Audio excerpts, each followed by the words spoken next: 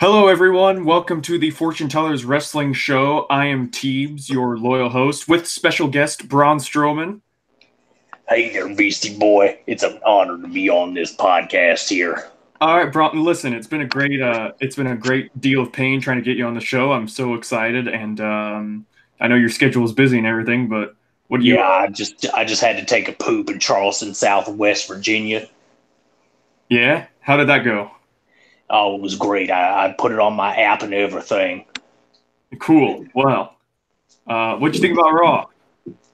Raw was good, except for the fact that I wasn't in the main event. That pissed me off. The main event against Baron Corbin, you say? Oh, I can't wait until I have a main event match against Baron Corbin.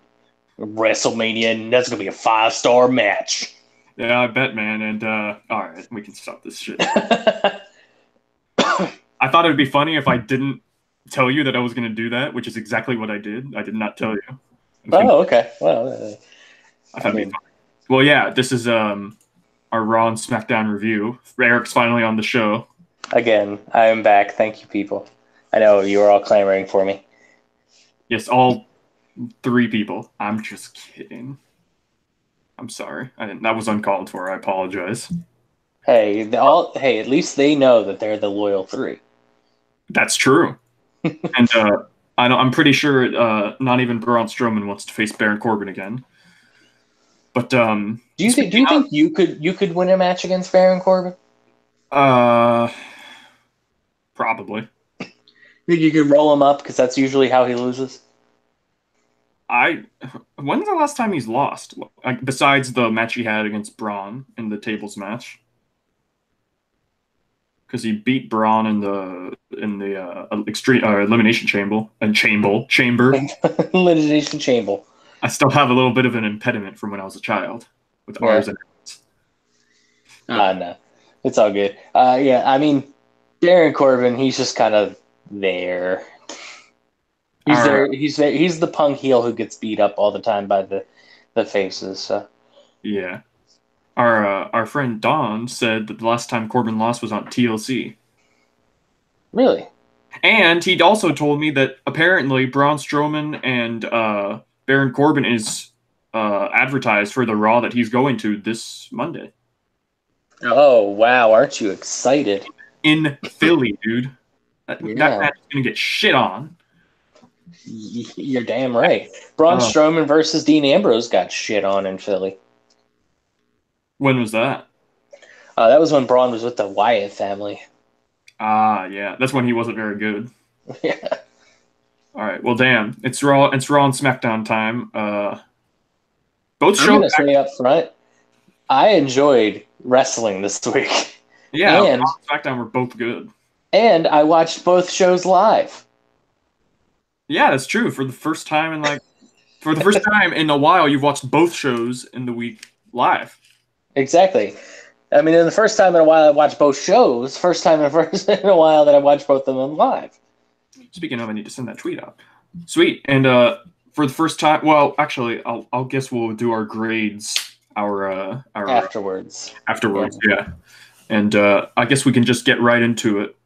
And let's jump right into it. The big news starting off the show, of course, was Roman Reigns was announced for the show prior, and I mean, I actually, to tell you the truth, before we get into everything, I had seen on Twitter, or actually, I think it was Instagram, a dude at a gym posted a picture of him with Roman.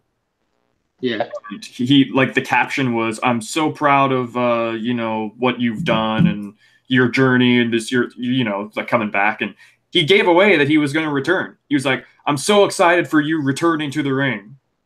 And I didn't see that, but did you, when you heard the announcement that he was going to be there, were you saying, yes, this is going to be him coming back?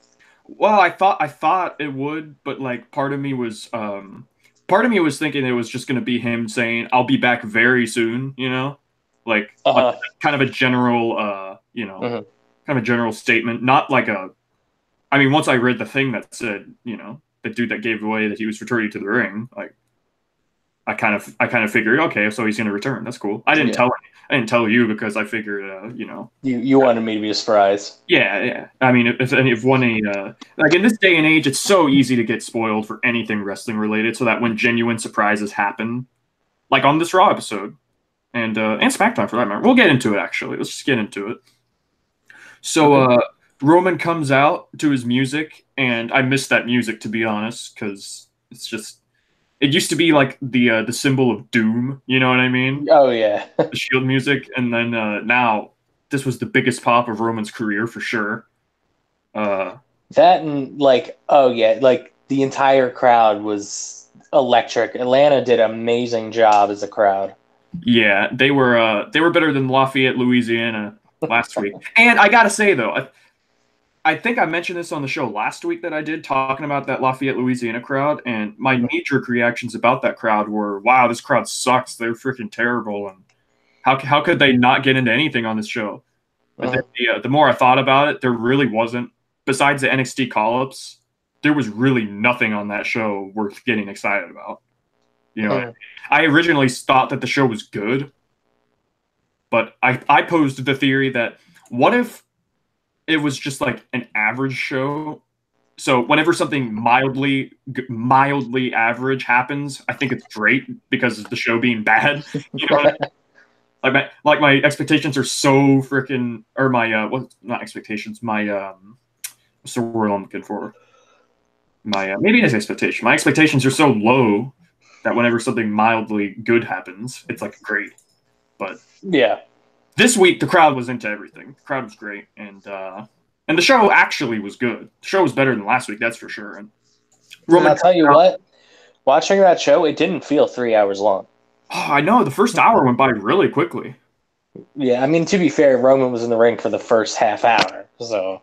Yeah, that's a good point. He was there for a while, and he came out tapping everybody's hands, of course, and he really took this all in and relished this. This was about 5 or 7 minutes. I think they played it perfectly though, because they gave it time to sink in, and they gave it time to breathe. They gave the crowd time to chant appreciation for Roman, and Roman to take that in as well. Yeah. And like I said, he hugged some of his family members. I assume they're his family members. Well, yeah, I know. I saw The Rock's mom there. Yeah, and you know who else we saw that he embraced with a little bit, gave like a fist bump or whatever too? Who's that? David Arquette. Oh, really? He was there? I didn't see him. Yeah, David Arquette was in the front row. I thought when I was watching it live, I was watching with my dad, and I was like, that guy kind of looks like David Arquette, doesn't he? And apparently it was. It actually was. Yeah, freaking great. And he's been wrestling, again, like on the indies. Yeah, I've heard that. And he got really injured in a death match. Did he? Yeah, he got really injured. What happened? He got cut open really badly. I think. It's been a while. It's been a couple of months since the injury happened, but yeah, he said he's never going to do a death match ever again after that. So, yeah, he comes out, and I figured at this point, with all this happening, and he's not saying anything, he's just taking it, I thought there's no way he doesn't say he's going to return, like, full time, So, honestly, I think if he was going to say that he wasn't going to come back, like if he still had a couple weeks or months out, he would have said so right up front. Probably, yeah. But you never know, man. When you get lost in the moment, you get lost in the moment, and it takes you back. And he the big news, obviously, he said we didn't just swing for the fences, we hit a home run.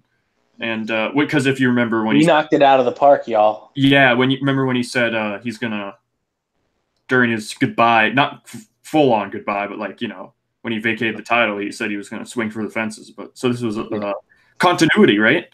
And all right. After all this, he said, "You guys want to hear the big news or whatever?" And honestly, I was half expecting somebody to come and interrupt him for heat, Oh. But he said that his cancer is in remission and the big dog is back, and that got a huge pop too. And that was the news, man. He's back. Roman's back, and he went and embraced with the fans, and right as he's going up the ramp, Seth Rollins' music hits, and they embrace too, and no Dean Ambrose embracing. Yeah, interesting. But it made sense because, Yeah. my theory was that it's too soon after Ambrose turning heel and using Roman's leukemia as like a heel like insult, or not insult, but like a heel A line. springboard. Yeah, and I think they probably thought it might have been too soon, and Mm-hmm. they're obviously already retconning that Seth Rollins and Dean Ambrose feud, and I'm glad about that because damn. I mean, Dean can get another vaccination in the ass, so. Yeah, exactly. No kidding. The faster we get past that feud is it's just good for everybody involved. Mm-hmm. So yeah, Roman's back. That segment was very long. I know we just kind of went over it shortly, but I mean, there wasn't really much that he said. It was a lot of like give and take from the crowd. It was something you have to see to appreciate it. We can't describe it and give it, any justice as to, and I'll tell you up front, I'm not a huge Roman fan, but like I actually like started tearing up and getting goosebumps from, just how, great that things went, and that, we finally have one of the best performers in the business back, and people will rant and rave about Roman all the time, but like you can't deny that he can capture your attention. he's just a victim of bad booking. You know what I mean? Yeah. And not to mention the people that thought this was a work and everything. And honestly, I'm sorry if any of you guys are listening to this podcast and you think the whole thing was a work. Just leave. Like there's really no place for that kind of cynicism and that kind of skepticism in wrestling. Honestly, if this was faked and like somebody found out about it, this would be the biggest scandal since Benoit. Possibly within WWE at least, maybe. Mm-hmm. And I heard did you see the tweets that were made by that? I think it was a cancer research Twitter account. And they actually cleared up everybody. They cleared up all the questions asked about the people who actually thought it was a work. They like went in depth with a thread talking about debunking everyone's claims of it being a work. Like somebody said that, well, he was only gone for 4 months. How can he come back this soon? It's like the dude's had cancer before. Exactly. It's with today's and he's he's not like poor or anything. He's got a lot of money. He's got time and effort, and you can beat cancer pretty quickly if you find out about it. If you find out about it before it gets really bad, Yeah. Well, that and especially without stating exactly what my job is, I do work with cancer medications and cancer patients, and like I know kind of firsthand how those treatments work, and you can function in normal everyday life and still have cancer. Like, it's not like I think what these people are thinking, that Roman was like bedridden with like like IVs and shit stuck in him the entire time. No, that's not the case, especially if something that they caught early and something he's been battling for a while. There are kind of cancer chemo maintenance medications that they would have to have him take to continue, hopefully and continue in remission. But, it's, I just think that these people have the Hollywood thought of cancer where like you're, brittle and frail from the get-go. Right. And, and they're just, I think they're just shrouded by, their thoughts of jaded cynicism about Roman Reigns, or just everybody thinking that Vince will and Vince McMahon has done some shit in his career within the shows and everything, but I mean, I don't know. I guess it's possible he could stoop to this level, but I just don't think he would. You know what I mean? Honestly, and I think of more highly of a man of Roman that he wouldn't go along with it rather than having Vince McMahon. Like, obviously, I honestly, if this was just Vince McMahon, I would say, you know what, I could entertain that idea. Yeah. But because Roman Reigns is involved, and also not only Roman Reigns, but like think about what the Susan G. Komen, like what would happen if no kidding. I forgot about that. Their partnership with Susan G. Komen, if this were to come out, you know. It would be, yeah, it's too risky. Even if I mean they've done some shit in the Attitude Era. If they did this in the Attitude Era, it'd probably just breeze by with no second thought. Yeah. But nowadays, it would never fly by. Nor would it still be right, even if it wasn't the Attitude Era. It wouldn't be right. But yeah, I'm glad he's back. And after that, interview backstage with was it Dasha and Baron Corbin? No, that's later in the night. Oh, was it? Yeah. Up next was Ricochet and Aleister Black making their entrances, and they're a tag team. They're a tag team in this match for the purposes of just being NXT call-ups and just trying to fit them in, I guess, to get them both out of there quickly, right? And I'm wondering, okay, so who are they going to face? And as they both make their entrance in the ring, and by the way, the commentators, of course, didn't tell us who they're going to face because that would require intelligence and focus on the product. good production of a show, telling the casuals who they're going to face, right? But they get in the ring and they're getting the crowd pumped up, and then all of nowhere, the Revival come up. And I'm like, are you serious? They're actually going to have the Revival lose again a week after losing to Ciampa and Gargano? Like, they have not won a single match now as the tag team champions, you know? I'm not saying, listen, don't confuse me, okay?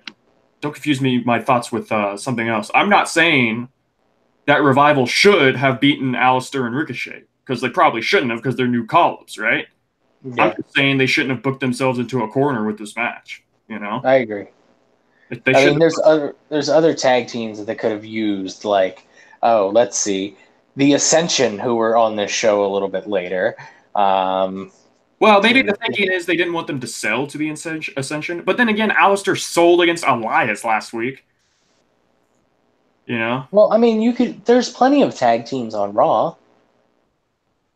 Yeah, who they've got? They've got B Team. They've got Ascension, of course. They've got Lucha House Party, but they're faces, and they want Ricochet and Aleister as face. And who else have they got? I mean, you could put them up against Heavy Machinery. No, I don't know about that. I wouldn't agree with that. Well, you know what I just realized? They're gonna.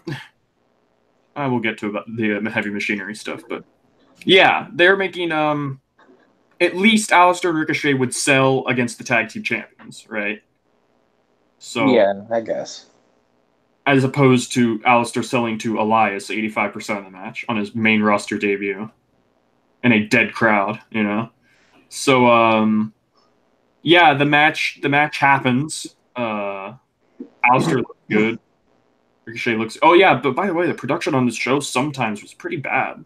Like Ricochet hit a big moonsault outside from the turnbuckles onto a. I can't remember exactly who it was, but the camera just missed it. Like there was, I can't remember if it was on SmackDown or if it was on Raw. There was a match. Were Aleister Black and Ricochet on SmackDown? I can't remember. Were they? Yeah, they're on both shows. Okay. Yeah, I believe it was on SmackDown then, when Ricochet hit like a dive outside, and then he didn't even or it may have been in the actual R-Truth, the United States Championship match, where maybe it was Ray, maybe it was Ricochet, I can't remember. But somebody hit an out. Well, I know Ricochet wasn't in that, but it might have been in either of those matches. Okay. And somebody hit an outside dive, and as they were running to do the outside dive, Tom Phillips says, "The action continues next on SmackDown Live," and they cut halfway through the outside dive. Oh no, I remember that. Yeah, they did get it. They got it, but they were really close. Like they were really close to missing it. Yeah. And in some ways, though, maybe it's At least they cut away when action was happening, so that it makes the viewers want to tune back in, right? As opposed to just Yeah, I guess. But action continues when there's just both guys on the ground doing nothing, you know. But Alistair and Ricochet won. Alistair hit a black mass onto Scott Dawson and pinned him. So Ricochet and Alistair looking good again, and poor Revival, they can't, poor Revival can't win a match. And then again, who else? In all fairness, they really don't even have many heel tag teams that are credible enough. Like, if the excuse was they didn't want Alistair and Ricochet selling against, like a job team, like the Ascension. Who are all the heel tag teams? Revival and Ascension, right? That's it. On Raw. Yeah. I mean, I'm sure I could probably think up of another one that I'm missing, but I don't think B Team are heel. No, they're faces. B Team's faces. Slater and Rhino are faces. Slater and Rhino. I forgot they existed. Yeah. Well, what about Kurt Hawkins and Zack Ryder? They're portrayed as face, I think, right? I think so too. Wait, who did they face last week? I think they faced Lucha House Party. So who the hell is facing who? Whatever. I'm thinking too much about Kurt Hawkins and Zack Ryder against Lucha House Party from last week. I'm putting too much brain power into it. But this is where Baron Corbin was interviewed, and so basically, we're getting Baron Corbin versus Roman Reigns at Fastlane, right? No, we're getting Seth Rollins and Roman versus Corbin, McIntyre, and Lashley. Oh, I guess. I don't know. Maybe. I mean, wouldn't it make sense to have Braun tag team with them then? Well, yeah, it would, but I'm so over. I'm sorry. I'm not interested in watching Roman sell in his return match against Baron Corbin. You know what I mean? Yeah. If he's gonna face Baron Corbin in his return match, he's got to squash him. What if we get Roman versus Baron at Mania? Oh, that ain't gonna happen. I don't know what the hell they do at Mania, to be honest, now that I think about it. Like, what do they do with Roman at Mania? Since Roman versus Cena? Again? How would they do it? Because they've only got, after Fastlane, they've got 3 weeks until Mania. See, that's the thing. Fastlane shouldn't even be happening. In my opinion. Honestly, Fastlane there's never been a good Fastlane. Oh, I thought last year's was okay. Last year's was alright. It just shouldn't be happening. No, that's all. It should go Rumble, the Elimination Chamber, pay-per-view, and then Mania. Because, let's face it, like, 3 weeks of build, like, I don't know. I don't know. That's how I felt about Roadblock. Remember the original Roadblock? The original Roadblock? Yeah, where it was Dean Ambrose versus Triple H for the title. Oh, yeah, when he actually won the title, but he got screwed over. Yeah. Yeah. I mean, we all knew he wasn't ever going to fucking win the title against Triple H, at least. And it looks like I'm starting to think Ambrose is leaving as a work. Yeah. I mean, I could be wrong, but I'm starting to turn my mind around on that. And I'm starting to feel like it's a work too, because they haven't mentioned it on TV, but they've mentioned it on Twitter. Yeah, exactly. And they would never, if somebody's contract was coming up and it turns out that they weren't going to renew, they wouldn't just come out and say he's not going to. Yeah, honestly, like I would think that they would say that after their contract is up, because my thought is like up until the midnight hour, basically, you're trying to strike a deal with Ambrose, right? Yeah, until he goes to AEW. Cue the Cody Rhodes gif. Cue the Cody Rhodes gif with the SpongeBob mocking meme on his face. Yeah, but Baron Corbin was interviewed after all the Alistair Ricochet and tag match, and Charlie Caruso she's like a damn persistent journalist right now, pressing Corbin about comments he made about Roman when he first vacated the title and left. Mm-hmm. And Baron said, I never made terrible comments about it, and Charlie says that they have footage of him saying that, but before they show it, Corbin says, I was stressed, and those words were taken out of context. And Corbin's then asked if he felt his responsibilities were harder than fighting leukemia. And then he goes, let's just say this. For Roman's sake, I hope our paths don't cross. Yeah, like he's going to be intimidated by Baron Corbin. Okay. That and like I don't care if you're a heel character. Like that's a question that's just out of line.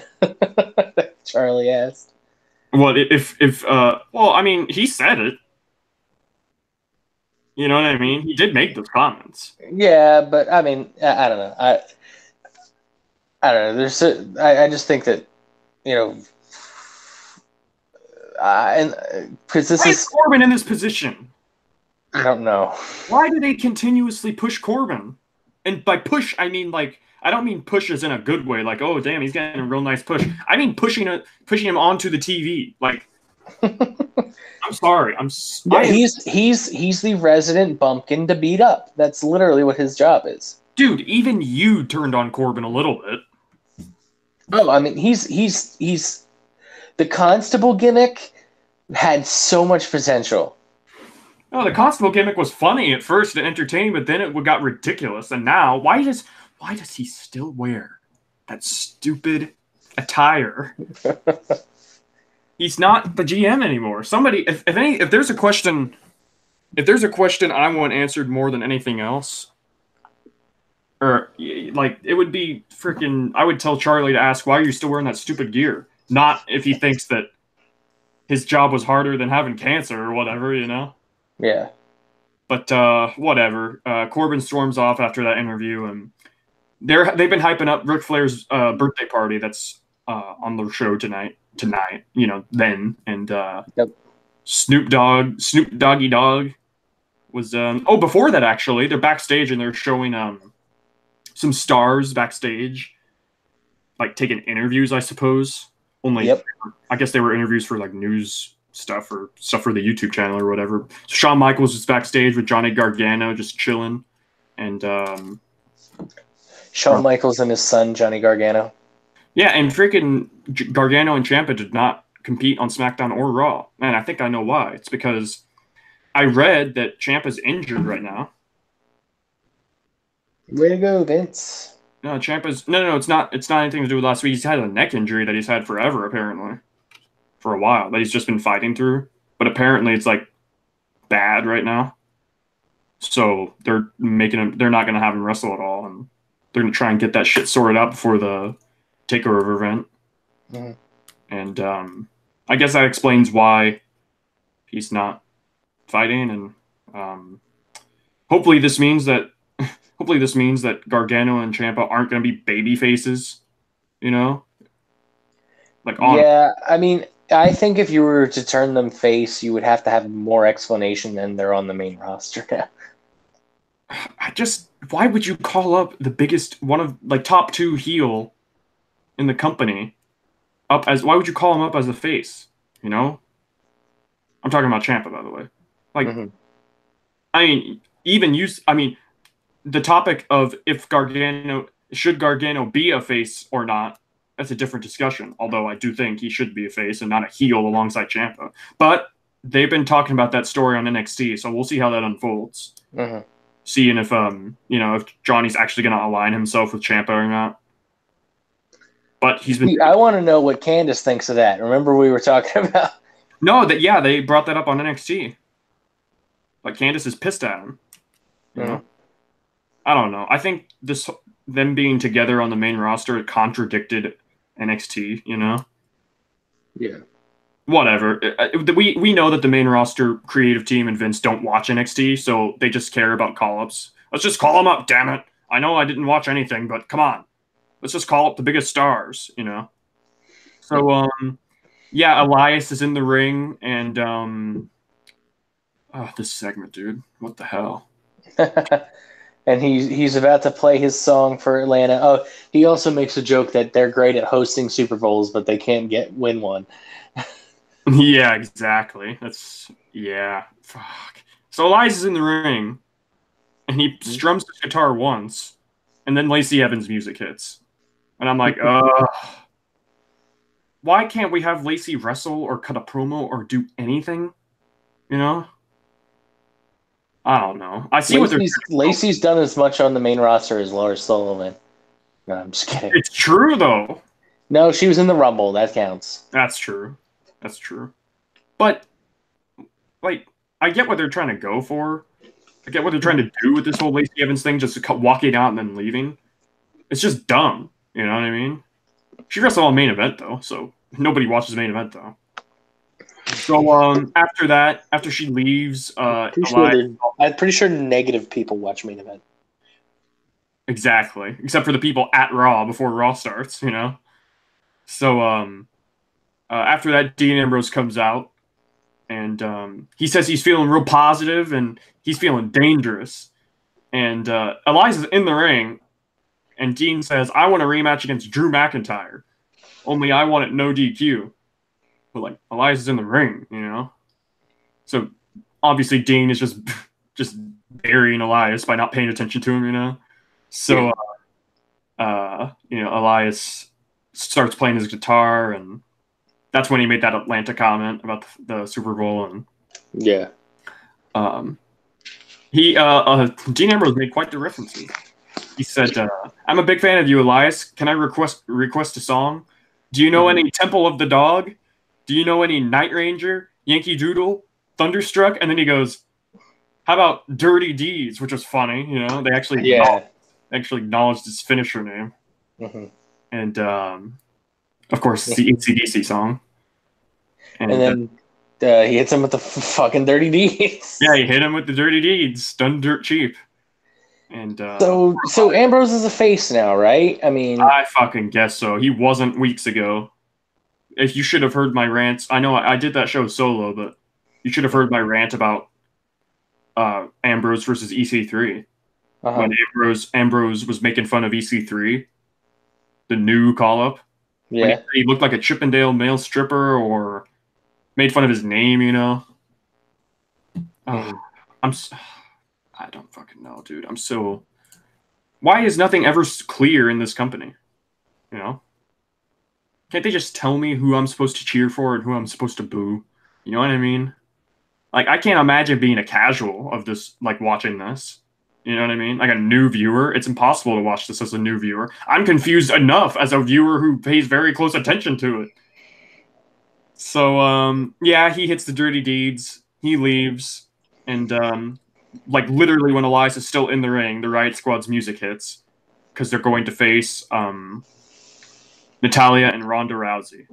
Yep. And, I feel bad that Natalya's just used, you know, as Ronda's seller. You know what I mean? Exactly, to get heat so that when Ronda makes the hot tag. So that when Ronda makes the hot tag, nobody will care. Because it's a match we've seen a billion times before. I mean, I sound like a dick saying that, but I can't get into this match. I'm sorry. No, I know. I totally get it.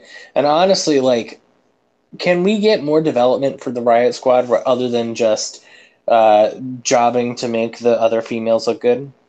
It's because they don't have enough credible women. Like, Ruby Riott is at least you wouldn't think it, but she's at least somewhat credible.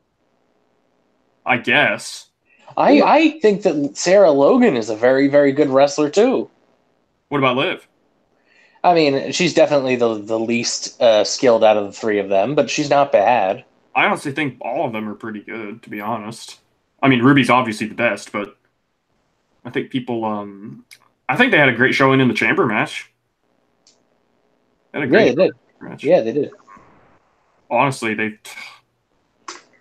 I don't know. It means nothing if they're just going to have them lose it. But this match ended in a disqualification victory to Natalya and Ronda because who else but Becky Lynch, the man, came back. So the suspension angle is still retarded. It means literally nothing. She's returned 3 times now after being suspended. Which, she attacked Natalya when she came through the crowd. Punched her in the face and then hit her with the crutch. What did Natalya do? Yeah, right. Poor Natalya didn't do anything. She was just like, what are you doing? So, does that make Becky heel? No, I'm just kidding. Honestly, though, Becky is a heel. I mean, she's a face, but she's totally a heel. Everything she's doing is heel. You know what I mean? Oh yeah, I mean everything she's doing is heel as well, but also like she's just being stupid. Like, I mean, I guess they're trying to pull the whole like Stone Cold thing, but like It was blatant on this show. yeah. Yeah, she goes crazy. She attacks Natalia. She tries to go after Ronda, security, and the police, break them up. And of course, Becky gets arrested. So that was a blatant attempt to try and mimic the whole Stone Cold thing, right? Mm-hmm. And Becky, while being arrested, was telling the cops, "Easy there, I need these hands to hold up the women's title," which I guess was a funny line. And I know it would be too on the nose and too much like Stone Cold, but I want to see Becky Lynch go after Stephanie McMahon. she did. But like I want to see her like not in the same way that Stone Cold went after like Vince. Like Vince's life was a living hell because of Stone Cold. Oh, I see what you're saying. Not just one isolated attacking, Yeah. full on week after week after week assault. Mm-hmm. Yes. Yeah, that'd be too much like. I mean, but at the same, it would be too much like Stone Cold. But at the same time, I would love to see it because it's Stephanie, getting destroyed. Yeah. And oh, and by the way, Don said in the chat, Ambrose is scheduled for dates after Mania.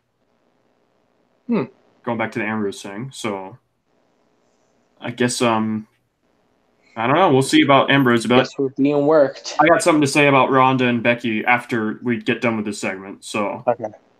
After commercial, Ronda is still in the ring seething, and Natalia is being helped to the back because poor Natalia is just there to look like shit. You know what I mean? Mm-hmm. And say what you want about Natalia, but she's actually not bad. She might be a tad on the boring side in terms of like personality, but she's actually a good wrestler. She's a solid hand. Exactly. She's the Lance Storm of the women's division. Yeah, but Ronda's pissed off in the ring, and she calls out Vince. She wants Vince McMahon to come out to the ring. And instead, Stephanie comes out. I knew Vince wasn't going to come out. But Ronda demanded to Stephanie. She demanded Stephanie to reinstate Becky Lynch and to be put in the match at WrestleMania for the women's title. And she says, you know what? If you're not going to reinstate her, fuck you. And then she lays down the title. She leaves the ring, seemingly as a protest of the authority, Yeah. The only thing is that if they were going to pull this right here, and I'm wondering if this is what you're going to say about Ronda and Becky, they should have had Ronda and Becky not interact on Twitter this week. I was going to talk about their Twitter reaction, their Twitter debacle, as I say, because it is a debacle in my eyes, and I'll explain why. So I'm gonna say what I want to say about it first, and then I'll let you get going. Okay, I'll pull up the tweets while you do that. Okay, so the reason why I say that is because technically, right now, WWE is running this whole storyline as what's Ronda gonna do? What did her gesture mean? Is she vacating the title? What's going on? And Ronda interacting with Becky on Twitter is basically just kind of spitting in the face of the intrigue and kayfabe that WWE is trying to generate. I think Ronda should have just went silent for the whole week. This is what I think. I'm going to read out the tweets, okay? I'm going to read out everything that happened so I can be concise about this. So, Becky was arrested, and she put out on Twitter, when was Raw? The 25th, I believe, right? Oh, I don't know. Like the next day on Twitter, she released mugshots of her, because she was arrested. And she tweets, Ronda, you go back and get that belt because I didn't come this far to collect it from Stephanie. I came all this way to take it from you because Stephanie took the title after Ronda laid it down. Uh-huh. So this prompted Ronda to respond, that's what I'm trying to do, dumbass. You hobbling around trying to be a ginger crutch ninja and taking fake prison photos in the hallway isn't helping. And then and after that, Becky responded, "Keep that F word out of your mouth and concentrate on getting better at this business instead of trying to remain above it. Looking forward to seeing you real soon." And it goes along these lines. Ronda responds, "F word? You mean fake? Fake like your nonsensical BS armbar, in quotes. That doesn't even work. It just looks like you're holding the dick that you wish you had."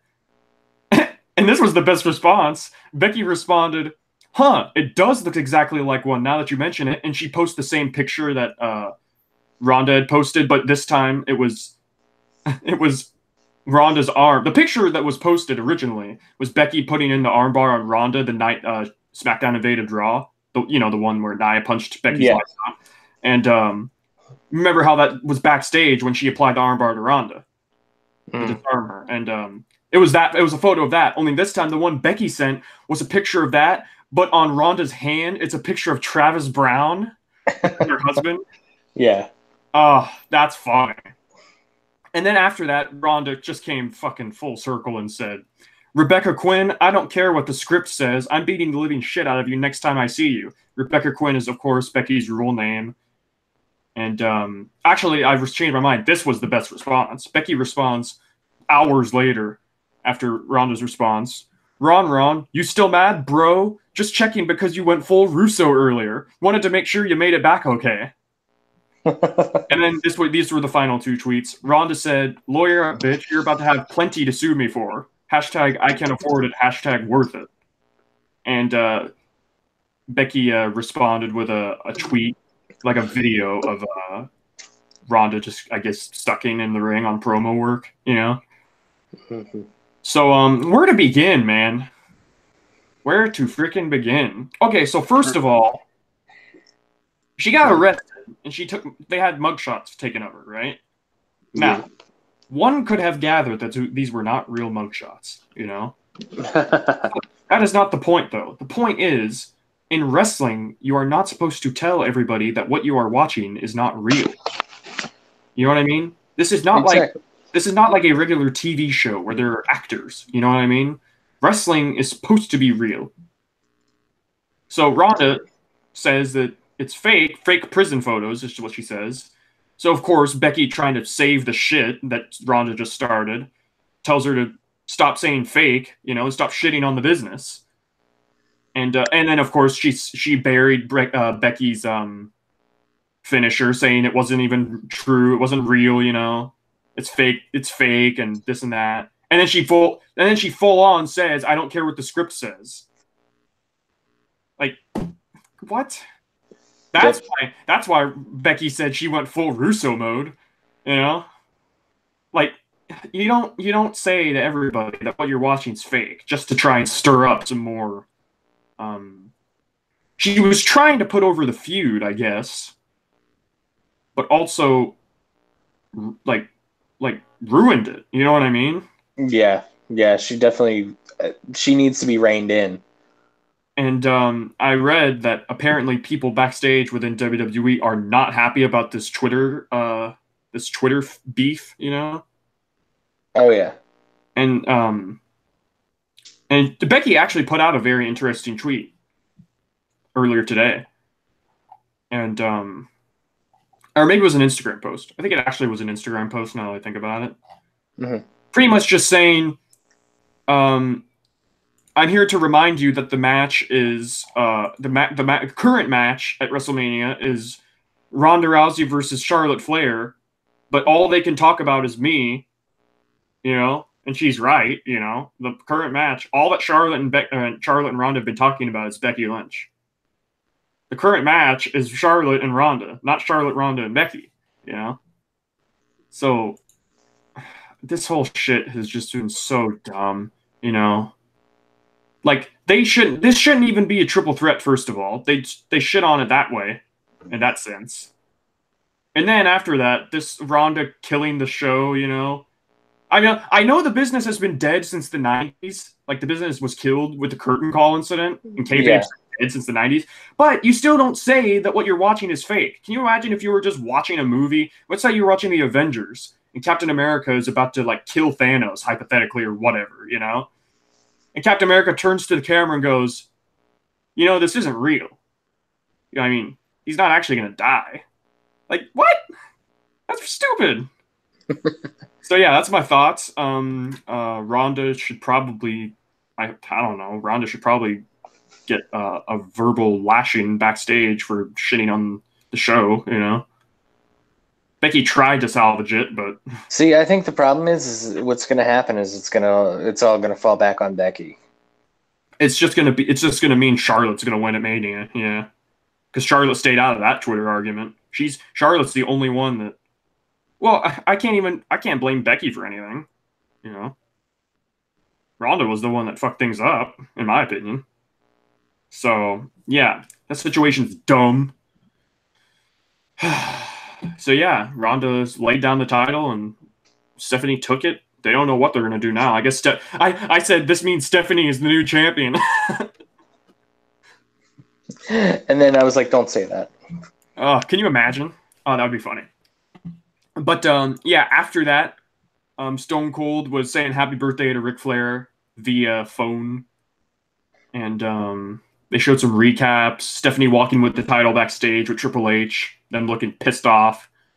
And then after we go back to the ring, Jinder and the Singh Bros, Jinder Mahal and the Singh Bros are in the ring. And he issues a challenge to anyone backstage because he was pissed off that he didn't get invited to Ric Flair's birthday party. So he said, what has Ric Flair ever accomplished? Which was actually a funny line because he's like the most decorated wrestler in history, you know. I mean, he's a close second to Jinder Mahal. Yeah, isn't there who won the most world titles? Edge? Didn't Edge win more world titles? Like just titles in general. Titles in general. Yeah, didn't he win more titles in general than? That sounds right. He won a shit ton of titles. I could be wrong, but anyways, he set out a challenge to anybody backstage, and Kurt Angle accepted, which I wasn't expecting. And I don't know what they're doing with Kurt Angle still. So Kurt Angle looks like he needs to quit. I heard that I didn't hear, but I read that apparently he's pushing for a retirement match at Mania. It should be against Cena, actually. You know what I mean? You think so? That'd be great, right? It was no. You know who he should face? He should face the man who beat him fair and square for his gold medal, Eugene. He should face Corbin. Corbin again. Yeah, Corbin already pinned Kurt Angle clean on Raw. What about Drew McIntyre? Remember that was meant to be a big passing of the torch, but then they did nothing with it. I mean, I think it'd be cool to be John Cena as Kurt Angle's final match, his retirement match. That'd be cool. It's a way to get Cena to win. You know, it's a way to get Kurt Angle to retire. Mm-hmm. Win-win situation, I guess. So yeah, this match was pretty much nothing. Kurt Angle taps Jinder out with the ankle lock, and then the Singh Bros ran in to try and attack him. He destroyed both of them with German suplexes. He didn't destroy them to the level Brock Lesnar did, like a month or two ago. Man, I feel bad for those men. But he destroyed them, so those looked gnarly. And then after that, Alexa Bliss's music hits, and then on the stage there's just the set for a moment of bliss when Jinder was still in there. And I don't know if you noticed this, but Alexa, as she's making her entrance, Jinder walks right by, right in the camera shot, all disheveled and broken, walking away, holding his head, which was a funny shot. So yeah, they go to commercial after that. They talk about, and once they come back, they talk about Nikki Bella winning Best Reality Star Actress, which sounds like the hokiest award in history. Yeah, definitely. It was the Nikki Bella winning any award for acting is the funniest thing I've ever heard. It was called the Women's Image Awards. Definitely sounds like something WWE created just so that they could give Nikki Bella an award.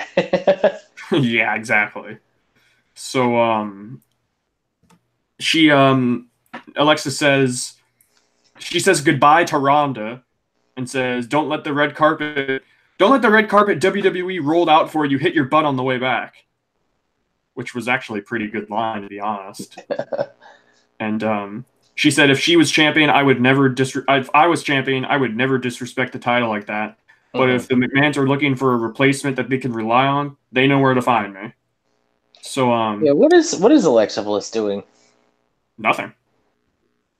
She's wrestling house shows, but she's just doing this now. She wrestled one match since returning in the Rumble, and that was against Nia and Tamina in that Chamber qualifier match. And I mean, I don't know. Is she supposed to be a good guy or a bad guy? Who, Alexa? Yeah. I think she's still a bad guy.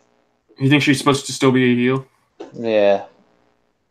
Well, the reason I ask is because, like, she's having on faces. She's, like, putting faces over a lot of the time, right?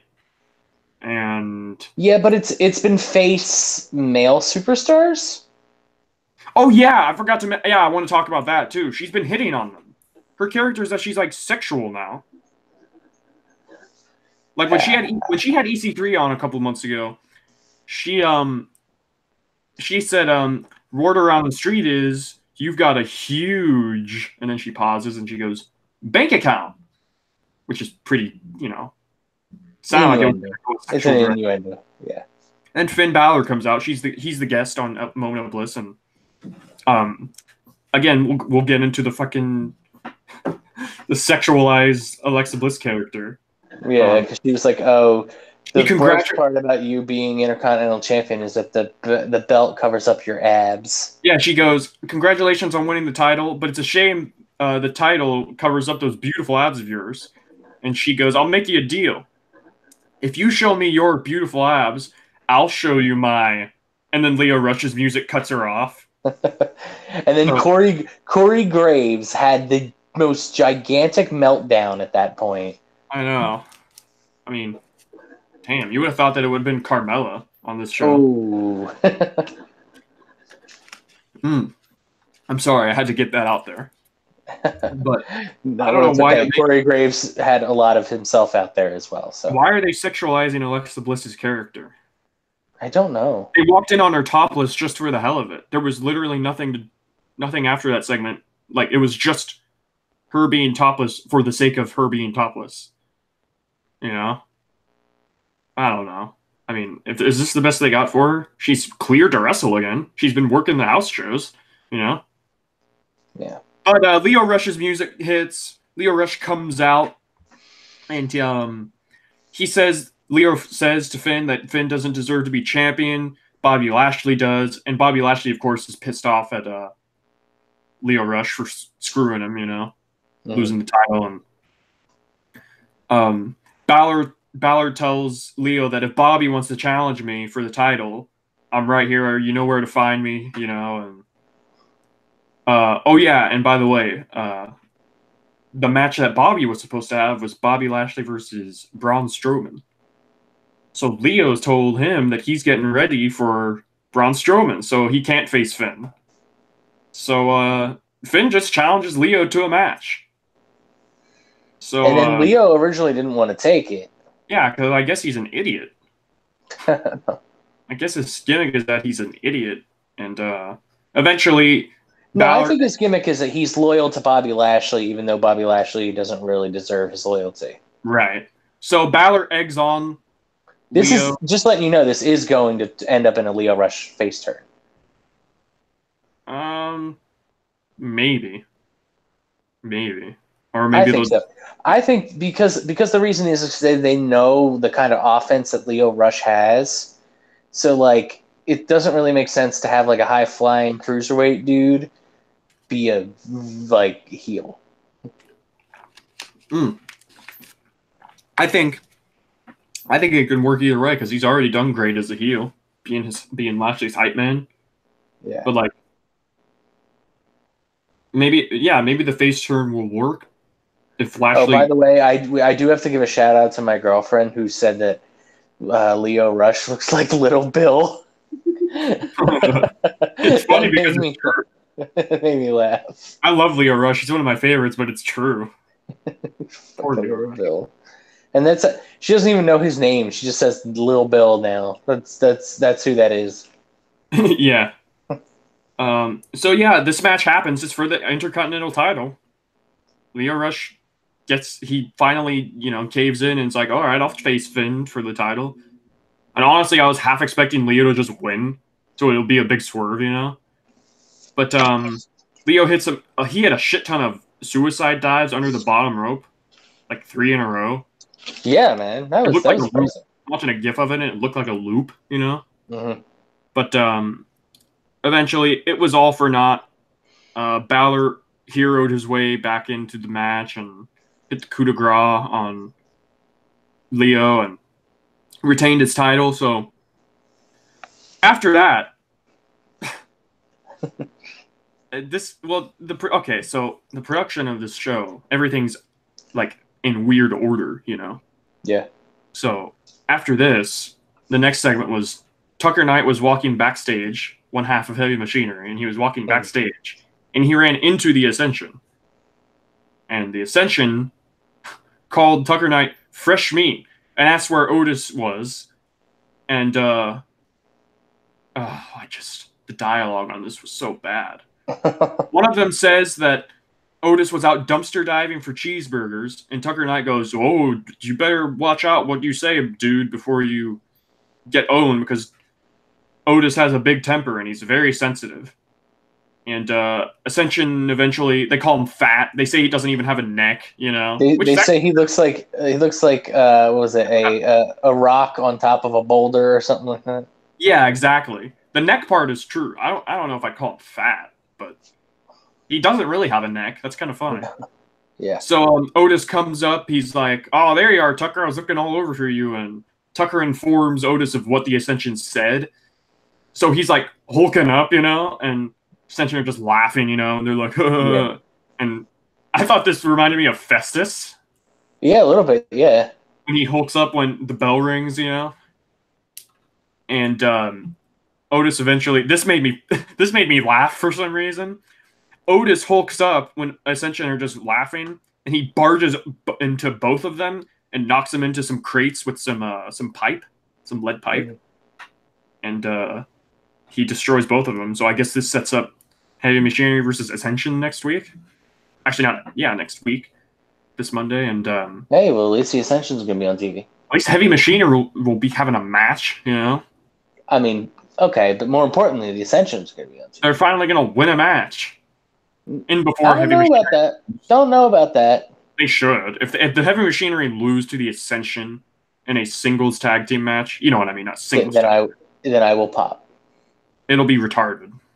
It'll just further prove that Heavy Machinery are dead, and they don't care about NXT call-ups. That's what it'll show. But everybody on this show is an NXT call-up, with the exception of a few. Yeah. Like Seth Rollins is an NXT call-up. Roman Reigns is an NXT call-up. Dean Ambrose, Sasha Banks, Bayley, Becky Lynch, Charlotte, Ronda Rousey. Oh. With the exception of a few, they're all NXT call-ups. So the show is mainly comprised of NXT call-ups. Why do they treat the new call-ups like dog dookie? Because they don't have all the experience. I don't know. I can't make a.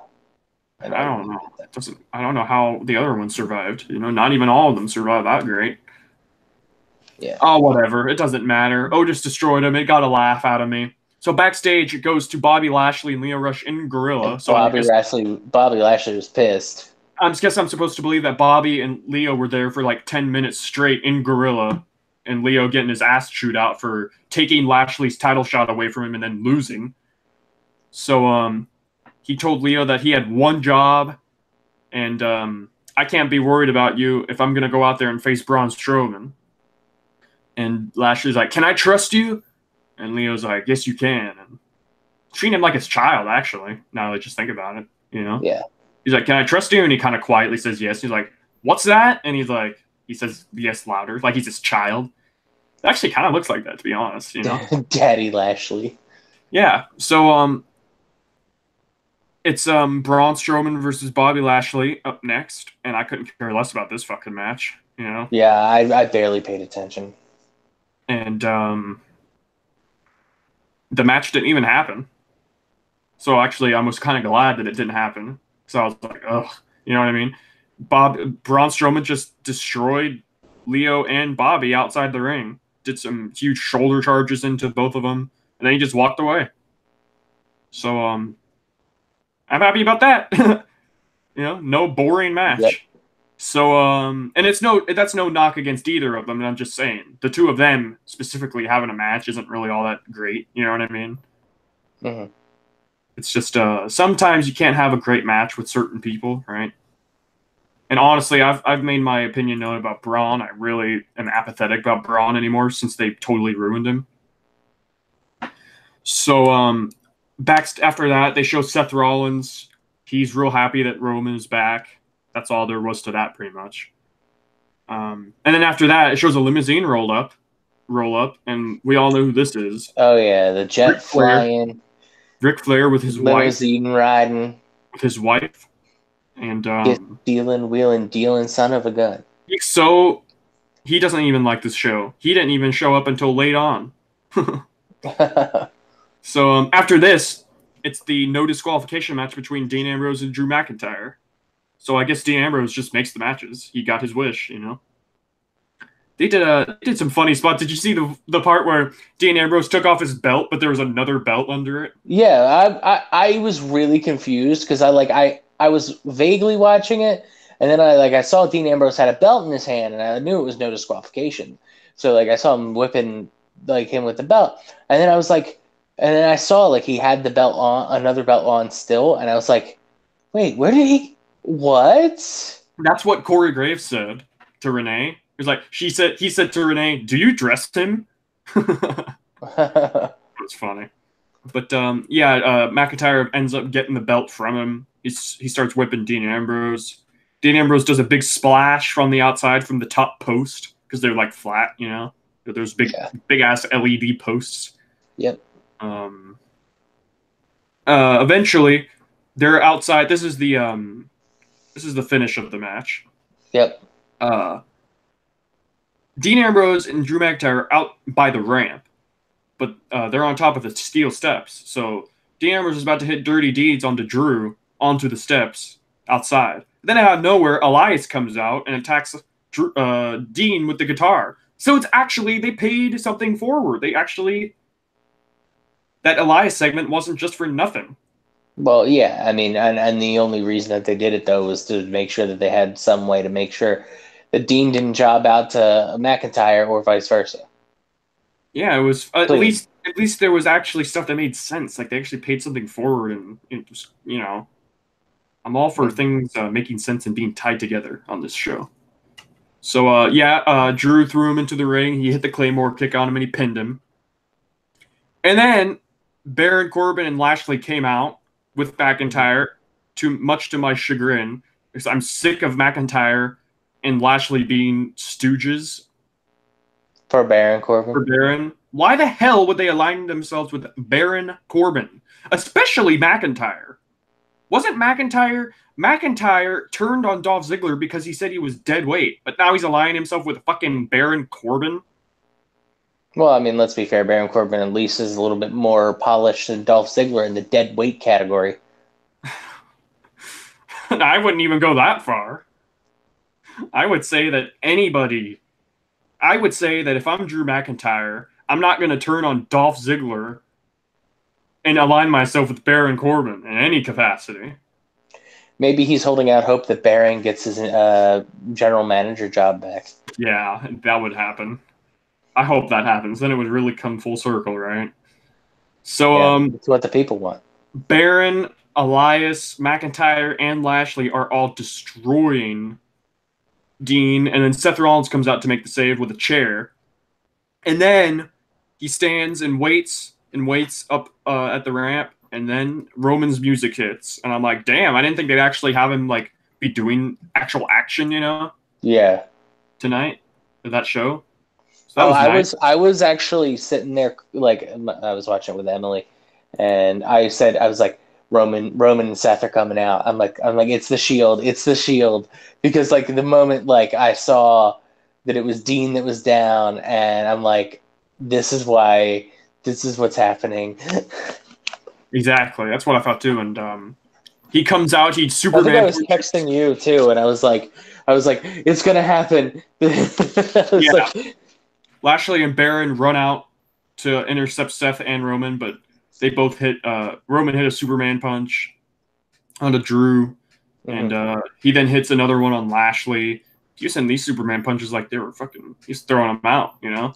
And Seth Rollins hits the curb stomp on Elias, and he hits the spear onto McIntyre, and this was all. Of course, the crowd was going crazy when this was happening, and they leave the ring without embracing Dean Ambrose, and they just look at Ambrose like from the ramp down, and Ambrose in the ring, and they're like, "Are we?" They looked at him, I think, to just show that they're like they don't completely forgive him. You know? That's what I got out of it. They'll save him. They still love him and everything, but they're not over what he did. You know, which is I think that makes sense. Of course, I think that's a good a story to be had, right? So hey, I just want to jump in for a second. After our Raw review, I think I need to jump off. I do apologize if you don't mind doing SmackDown on your own, but oh really? Yeah, I do need to jump off because I have a bunch of stuff that I need to do tomorrow, and I need to make sure I get some sleep. But just I'll finish up Raw. All right, that's fine. I'll have to carry the show by myself again. Yeah, right. But maybe I'm taking a very long road trip on Monday, so. Oh, that's right. You're leaving for Jersey on Monday, so you're not going to be at work. Nope. No, I will be at work on Monday. I leave after Monday. Like I'm leaving later on Monday, like at 6 p.m. Okay, I see. Yeah. Well, damn. So I will be missing Raw and SmackDown. I will be missing Raw and SmackDown. Rip. Maybe there's a way. I don't know. You can just watch highlights or some shit. But yeah. After that, they leave. Dean is in the ring by himself on one knee, and after that, they hype up Fighting with My Family and how successful it is. It has like a 94% on Rotten Tomatoes, which is you can't trust Rotten Tomatoes for anything, of course, but good for them. If they think that's a good rating, then cool. Again, I don't trust Rotten Tomatoes, but whatever. So up next, it was Bayley versus Nia Jax, and they then announced that Bayley and Sasha versus Nia and Tamina is set for Fastlane for the women's tag titles. And I'm like, why? What they do to deserve it? Nia and Tamina literally did nothing but attack, and I put attack in quotes. They attacked Sasha and Bayley last week, and that's how you get a title match, I guess? I thought it was the new era. You have to earn your match. You have to earn your title matches, right? But I don't know. Good for them, I guess. So it's Bayley and Nia. Honestly, I didn't really care for this match that much. Like, I just kind of was. It was kind of there, Yeah, and I was surprised that Bayley won. I was surprised that Bayley won. Bayley won a singles match. When's the last time Bayley won a singles match? When's the last time? Like, as soon as I saw Nia was the wrestler, like if it was Tamina, I would have been like, oh, okay, yeah, so Bayley's winning. But because it was Nia, I was like actually shocked. When is the last time Bayley won a singles match? I can't even remember, to be honest with you. Probably against one of the members of the Riot Squad. Yeah, fucking she hit the diving elbow onto Nia and ended her. I was surprised, so good for Bayley. At least they're keeping those tag team champions strong. At least they actually have them win. Oh well, no, they're losing this week. I guarantee you. Sasha's gonna lose to Tamina this week. I guarantee it. Maybe, but at least they had them win their first match since becoming champions. That's true. And did you see that Sasha and Bayley showed up to NXT? Oh, that's nice. They're announcing that they're going to face everybody, not just Raw and SmackDown, but even NXT. Oh, damn! Which honestly is really cool. I was thinking before that they should have more main roster people go to NXT, and I don't mean long term. I just mean for cool appearances, like Tyler Breeze faced Ricochet on NXT a couple months ago. and a title, the North American title open challenge, and it was really cool. You know, like nobody saw it coming, and yeah, it was really cool. So yeah, I hope they do more. I honestly watch them just ruin it by having Nia and Tamina win at Fastlane. I think it's pretty. I think I'm 99% sure that Nia and Tamina won't win at Fastlane. Yeah, They're not gonna have. it's too soon. They're not gonna have Nia and Tamina I don't. as champs. No, I don't even think that Bailey and Sasha are going to lose at Mania. I think they're going to keep it through Mania. Who do they even face? The Iconics. People were saying people were saying that Trish and Lita should get back together. Mm-hmm. But didn't they always just feud, Trish and Lita? So that would make now they're teaming. Add reasons. They're old veterans, and now they're best friends. But Trish and Lita are actually great friends in real life. Yeah, but I meant like, you know, that would be like having The Rock and Stone Cold come back and be like, oh, we're friends now. It's like calling Tommaso Ciampa and Johnny Gargano up both as babyface team. Whatever. So up next, we had the big celebration, the big Ric Flair birthday celebration. I think this was done amazingly. Yeah, I thought it was done great too, and the only thing that I have to say is, where was Charlotte? She had obligations. She was at a SmackDown house show. Yeah, she could take a sick day. Well, you know, for the purposes of this, they didn't. Well, we'll get into it. So,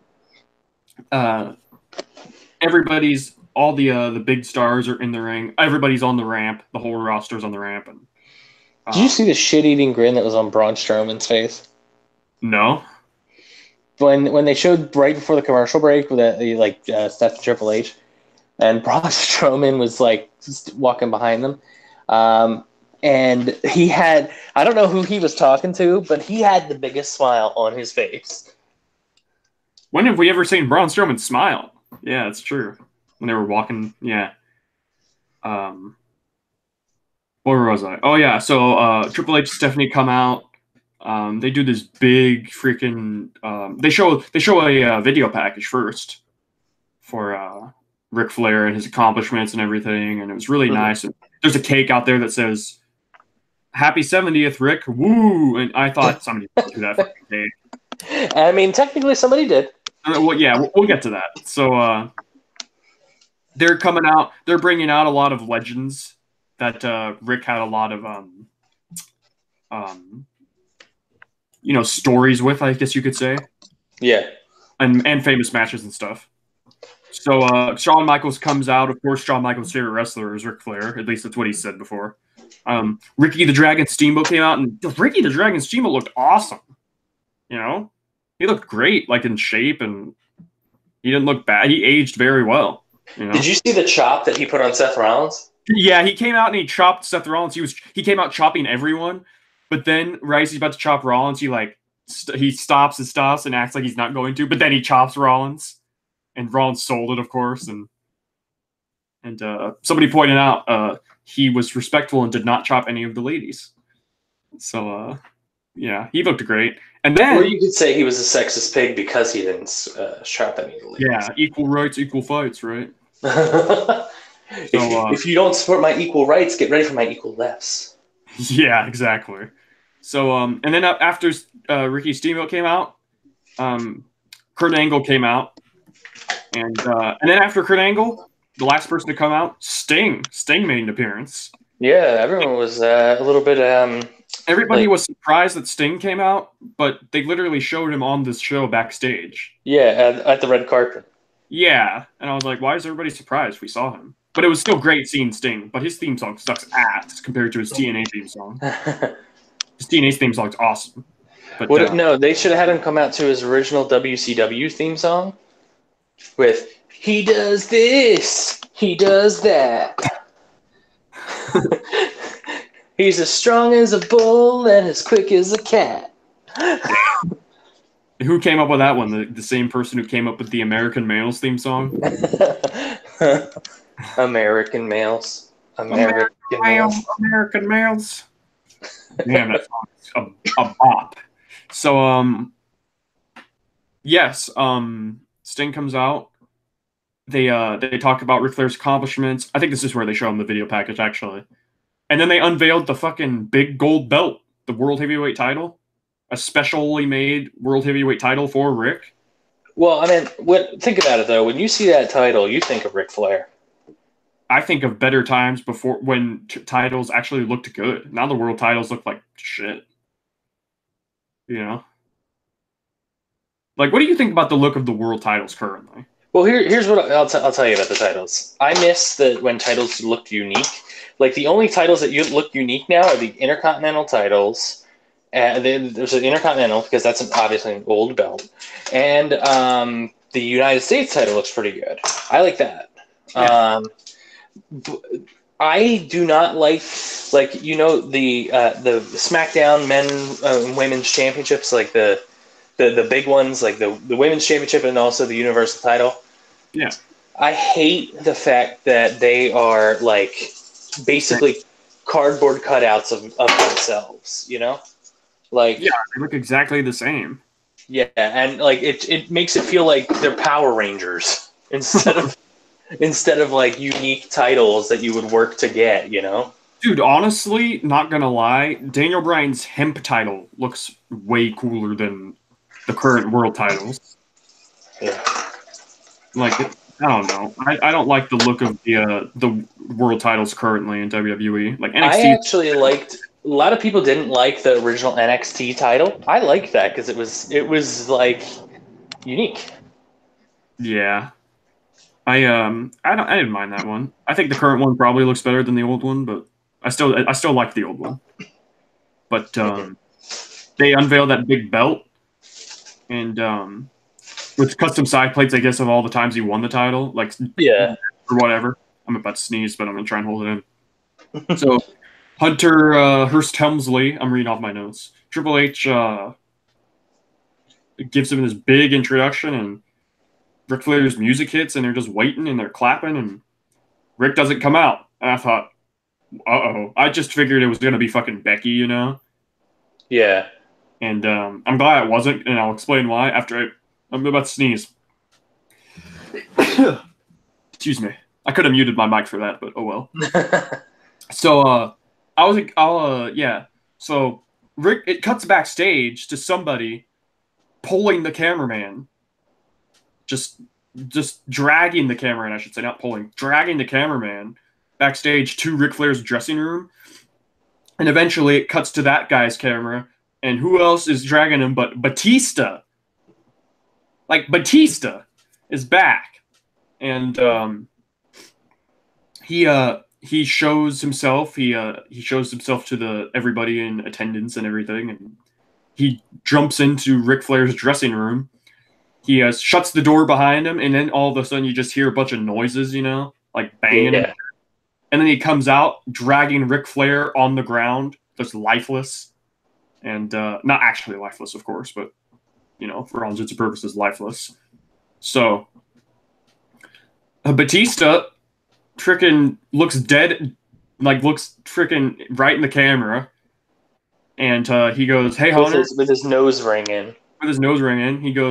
He takes off his glasses and he goes, "Hey, Hunter, do I have your attention now?" And I don't know if that was supposed to be like mimicking CM Punk's fucking thing, you know? Mm-hmm. And he just goes, "Do I have your attention now, Hunter?" And he goes, and that spawned a little bit of a meme when Batista goes, "Ha!" When he asks, "Huh?" like yelling it. And yeah, it was that was quite the swerve, wasn't it? Batista returning. I'm excited. And, of course, Triple H leaves the ring, and he goes backstage and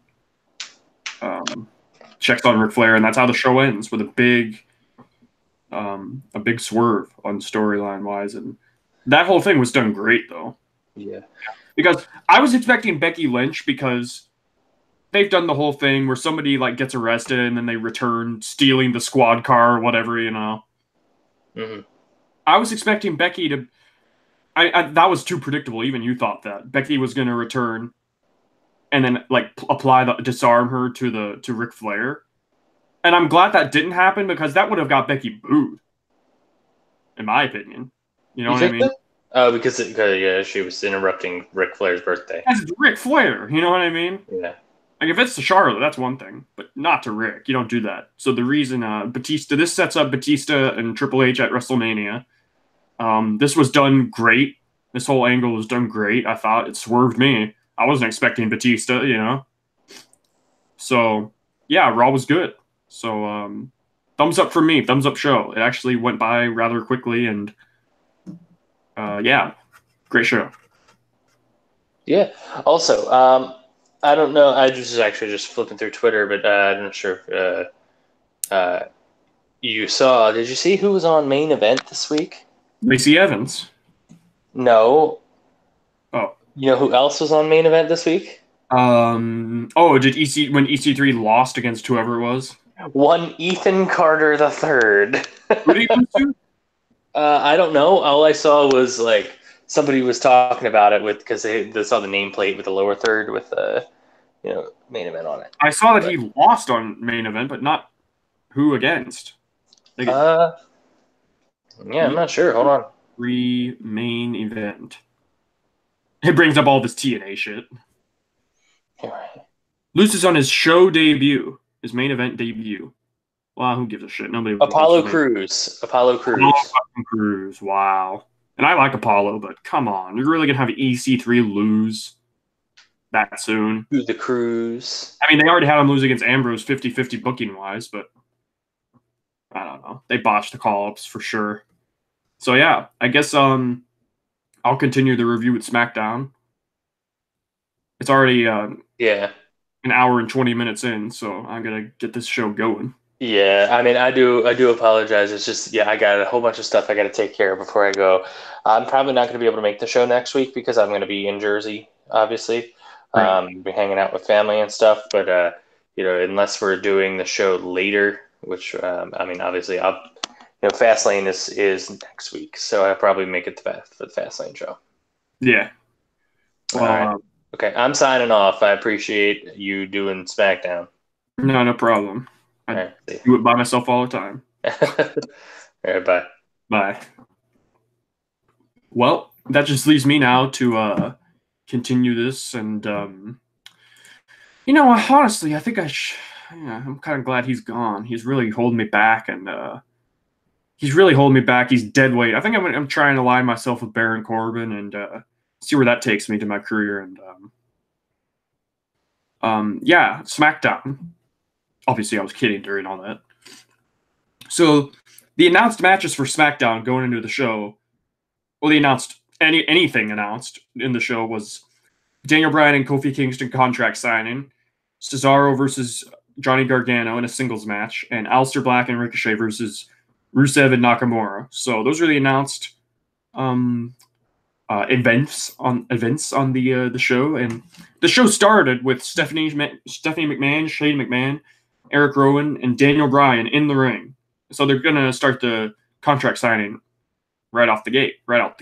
So I thought this would have been the main event, but I guess we'll know why this wasn't the main event soon. So Stephanie McMahon is I gotta say, for every 100 Stephanie McMahon heel moments that makes me despise her with all my being, she has a couple good moments. She was introducing everybody. She introduced Daniel Bryan. But when she introduced Daniel Bryan, she was like, here's the WWE champion, Daniel Bryan, sitting in this lovely leather chair. Like, I mean, that's hilarious. Pointing out that the chair he's sitting in is leather. That's fun. Because, of course, Daniel Bryan's a vegan and he hates the leather shit. Like, he changed the title from leather to hemp. So that was a funny line. And Daniel looked annoyed at that. So they, before that she announces Kofi to come out, they show this huge, not video package, but they go through highlights of his entire career. They showed off when he won the Intercontinental Championship in 2008. When he won the tag team titles with the New Day in 2018. Only that's not the only time they won it, of course. They won it in 2017 a bunch of times. Showed off when he won the United States Championship in 2009. and of course showed recently what just happened at the Elimination Chamber, as he was in the final 2 against Daniel Bryan, and Kofi comes out. He gets a good reaction because everybody loves Kofi. Kofi said that after all these years, all I wanted was a chance, and it's happening. I know this moment would not have been possible without my brothers in the New Day. So he puts over the Xavier Woods and Big E. And he says that this also wouldn't have been possible without the support from the fans in the universe who demanded that this match be made. And at Fastlane, I'm going to do what everybody wants me to do and win the WWE Championship. So, yeah, right as he sits down, Daniel Bryan signs his contract. Daniel Bryan, it's very important I note this. Daniel Bryan signs the contract. Kofi sits down. He's about to sign the contract, but then Vince McMahon's music hits. So Kofi didn't sign the contract. So Vince McMahon comes out and says that he appreciates that everything Kofi has done over the years. He's extraordinary, and I seriously appreciate your accomplishments over these years. And he then states, however, I have to give the fans the biggest matches, the highest box office matches. So therefore, Kofi, I'm replacing you in this match, this WWE Championship match at Fastlane. I'm replacing you. And he goes, quite frankly, because it's Vince McMahon's favorite saying, quite frankly, this man is more deserving. So I had no clue who it was going to be. I was honestly expecting Charlotte Flair. But who comes out but Kevin Owens makes his return, and okay, so Kevin Owens comes back, but I don't know if I would have done this because, well, I'll just go through it. So Kevin Owens comes out looking the crowd is shocked. I'm shocked. I wasn't expecting that. This sent Twitter into meltdown mode, saying, this is stupid, you're fucking Kofi, we want Kofi this, Kofi that, and I'll explain why my knee-jerk reaction was dumb to begin with. So, Kevin Owens comes out, he looks very serious, he honestly looks like a heel. He comes out, signs the contract in place of Kofi. Daniel just kind of looks, I don't know why Daniel didn't put it over. Daniel just kind of sat there and looked. He didn't even, care. So I don't know what that was all about. He couldn't have looked a little shocked. So Kevin signed the contract. It's now Kevin Owens versus Daniel Bryan officially at Fastlane. And my knee-jerk reaction was, this is stupid because they've been building up Kevin Owens as a babyface for weeks now with these phone camera promos. He's with his family. They're totally building him up as a babyface because he's looking sympathetic and looking very lovable with being out with his family, bowling, at the movies, talking about, I'm fighting for my family, not fighting with my family. I finally figured out what I'm doing this for and what my purpose is, and I'm doing this for my family and blah, blah, blah. So I just repeated myself 3 times there, but who cares? So they built him up as a babyface, but this is seemingly like a heel move, right? That's my thought. If you replace the hot babyface in the company, you're destined to get booed, right? I mean, Kevin didn't get booed, and we'll show why he didn't get booed, but I thought, so they're going to turn Kevin heel after building him up as a babyface all these weeks? So, after the break, goes to commercial. After the commercial break, Kevin Owens is backstage with Stephanie McMahon and Shane McMahon and says, he puts over Kofi. He goes, I'm glad that Vince McMahon is actually noticing and recognizing all my contributions to this industry. But he says that he wants to team with Kofi against Daniel and Eric Rowan. I want to team with Kofi Kingston. I really want to show that, I don't even know. I guess Kevin is supposed to be face after all this. it's just a weird way of bringing a dude back, is all I'm saying, because you would think, and it didn't happen, but you would think that the dude replacing the lovable, hot babyface would be booed, right? Like, why wouldn't he be booed? It's like when Charlotte replaced Becky, she got booed to hell. So it was really interesting. Kevin is a babyface teaming with Kofi Kingston, so Shane and Stephanie say, we'll take that into consideration if we'll give you that tag team match or whatever. So up next, it's Cesaro versus Johnny Gargano in a singles match, but actually, it's not. It's actually not. So it was a big swerve. See, they advertised Cesaro versus Johnny Gargano, but then they stopped advertising it for some reason on Twitter and Instagram and all that. So Cesaro's in the ring waiting for Gargano, and the music is silent. But it turns out it was actually a tag match. It's the Bar versus who else comes out but both the Hardy Bros. The Hardy Boys, I should say, actually. Jeff Hardy and Matt Hardy returns. Matt Hardy returns. And that got me. I did not see that coming at all. Matt Hardy is so good at working us all because Matt Hardy on Twitter pointed out that his contract expired, like at the time. I don't know when that tweet was. I can't remember, but I remember seeing it for sure. He pointed out that his contract was expired in like 11 days and that I'm very capable of going. He goes, I'm very capable of going anywhere I want and making it. I've showed that I can do it all outside the WWE. And I was like, well, shit, is he gonna renew? Like, if his contract is up in 11 days, I thought, okay, we'll see where this goes. But he was working everybody. Matt Hardy is back. I'm glad to see Matt Hardy back. It's been a long time. It looked like he might have to retire. I'm so glad he didn't. The Hardy Bros are back, and it all looked great. Like, of course, the Hardy Boys offense is great. SmackDown Live at this point was #1 trending on Twitter for a number of reasons. The show was only like 30 minutes old at that point.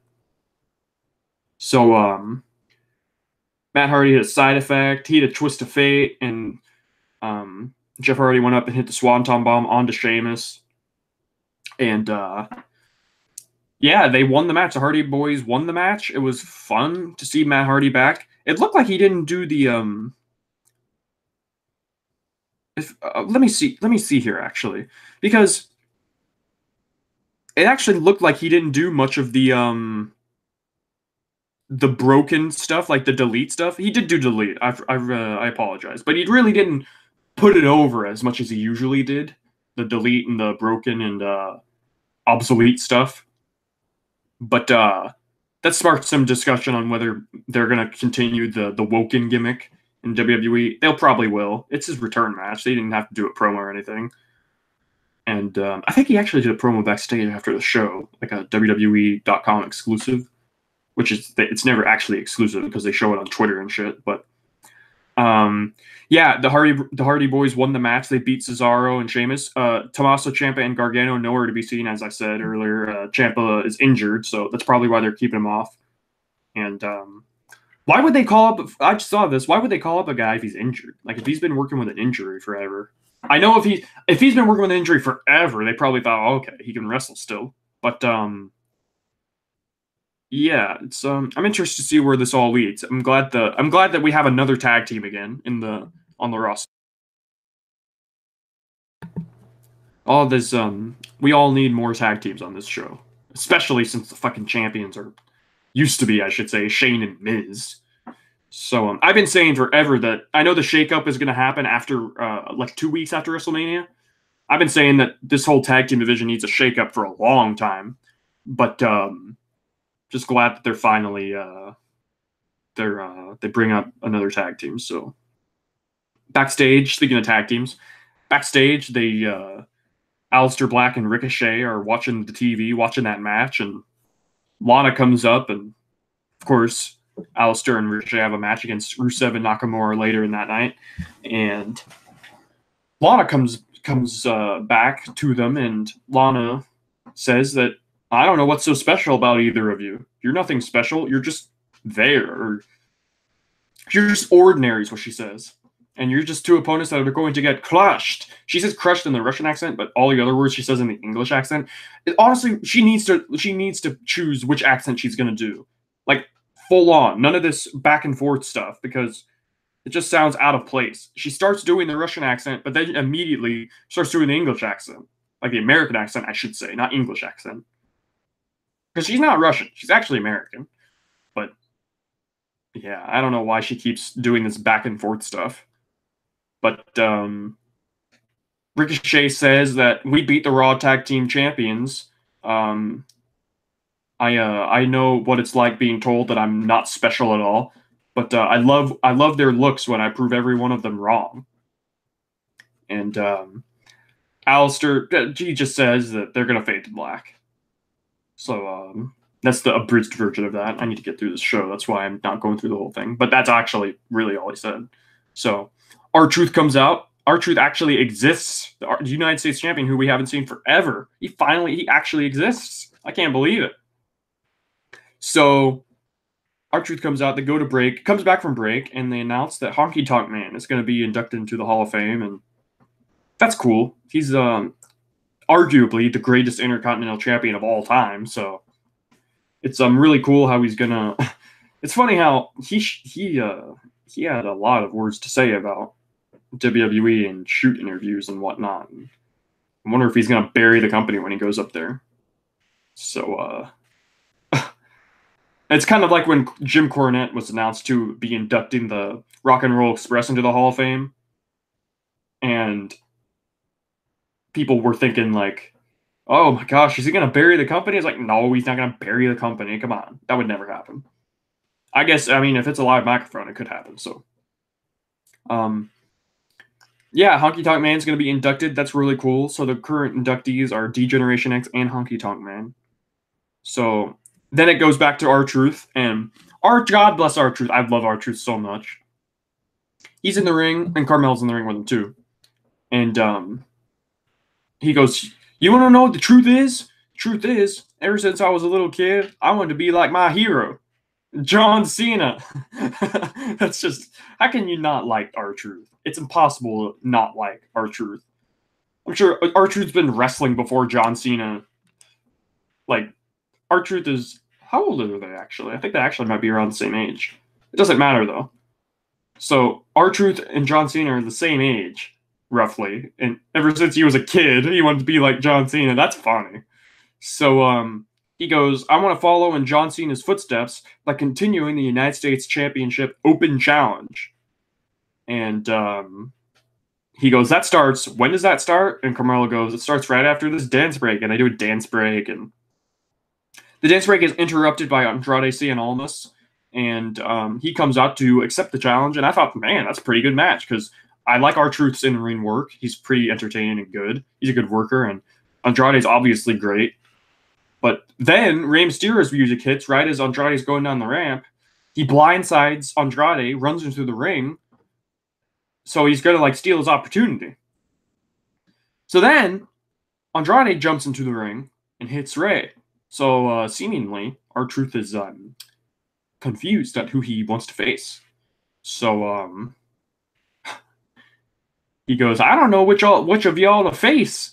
And at moments like this, I have to ask myself, what would John Cena do?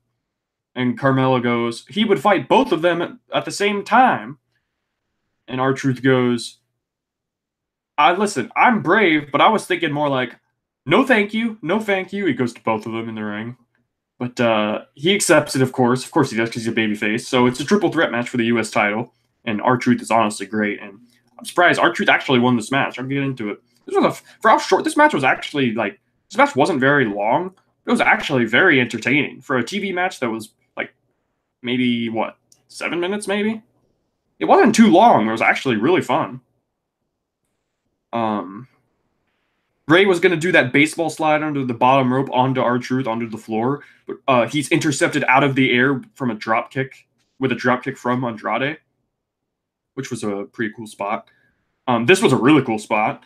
Frickin' R-Truth has Andrade up in an electric chair, and Rey Mysterio hits a springboard Hurricane Rana onto Andrade off of R-Truth, which looked awesome. And then they did a funny spot. R-Truth did the "You Can't See Me" and the 5-knuckle shuffle onto Andrade Cien Almas. That was, I mean, if his gimmick is now just going to be taking moves from John Cena, honestly, I can get behind that because that's pretty funny. So, of course, that got a near fall. Zelina Vega gets on the ropes, or on the apron. Carmella comes up and rips her off. I think she broke a heel, actually. I think Zelina broke a heel when she hit the ground. So better be careful not to twist her ankle off that, because that's very possible wearing heels. Not that I would know from experience, but just looking.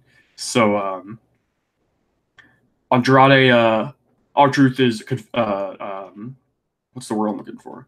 He's distracted. How did I not think about the word? He's distracted by this, so Almas throws R-Truth into the post, and Ray hits a seated senton. He hits a huge head scissors onto him. He sets him up for the 619, but Andrade ducks the 619, and Andrade hits that awesome spinning back elbow that always looks like it's a fake out. He's going to go for a big boot or whatever, and then he hits the back elbow, which always gets me. I don't know how. I never see it coming. It always gets me. So, this ends up with freaking... Honestly, I was surprised that R-Truth didn't lose this match. I thought they were just going to throw the title on Ray or Andrade just because they love playing hot potato with the U.S. title. So, yeah, freaking Andrade and Ray are battling and duking it out, and then R-Truth comes from behind. Schoolboys Rey Mysterio, rolls him up and schoolboys him, and freaking pins Ray to retain the title. And that was a pretty fun match. It was back and forth. There was never really a dull moment where things just dragged on.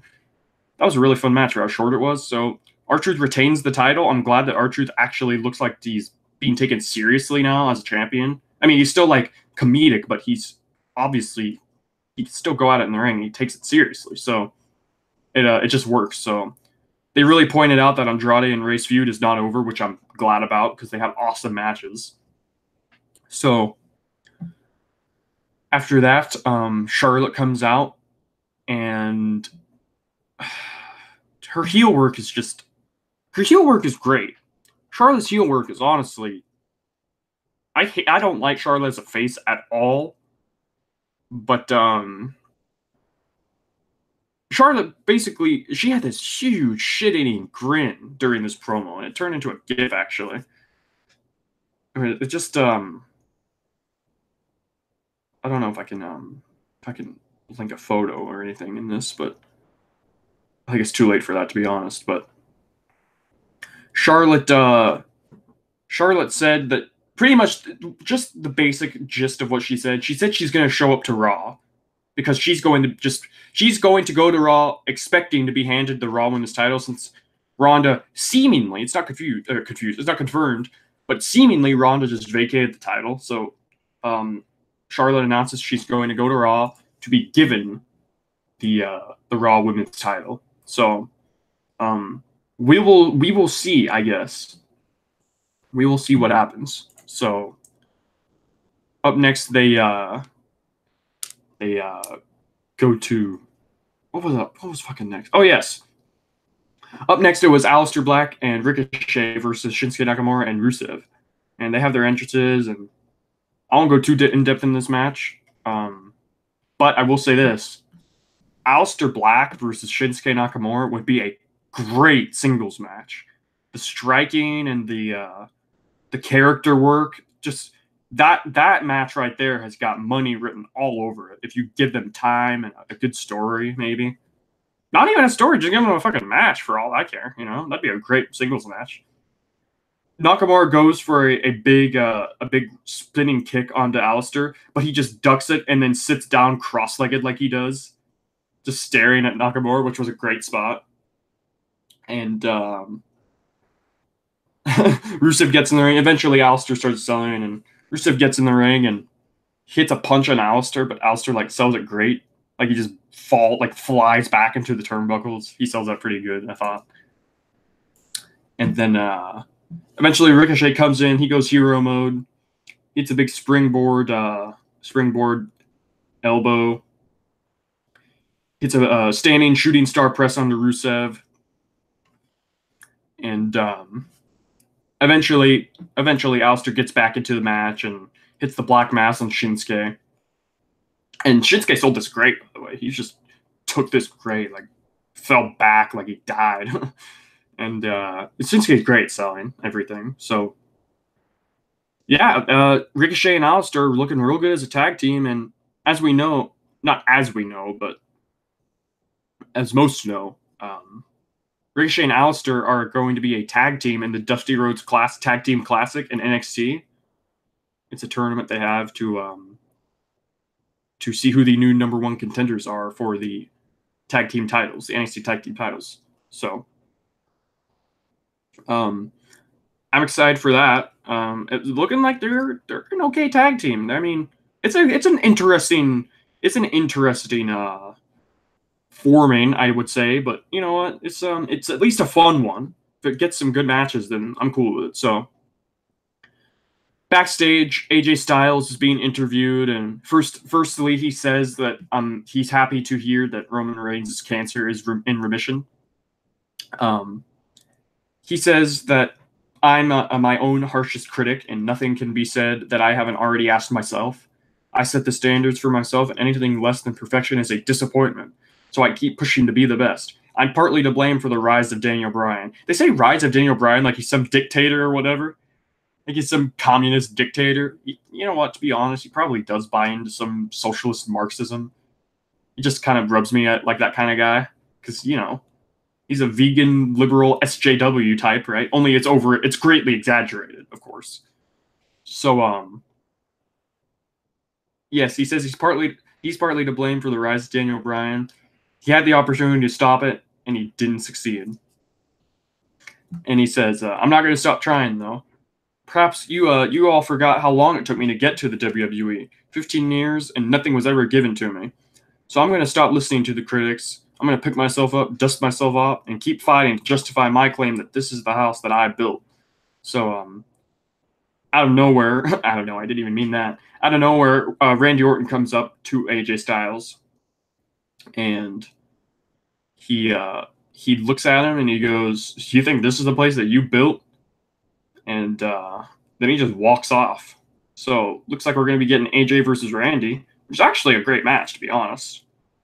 That's because that should be there's a lot of potential for that feud. I don't know if they're going to do it at just Fastlane or Mania, maybe. Honestly, at Mania, it would be a pretty good match. So up next we get the entrances for the main event, which was accepted, by the way. It was accepted from Stephanie and Shane. Kofi and Kevin Owens versus Daniel Bryan and Eric Rowan in a tag team match.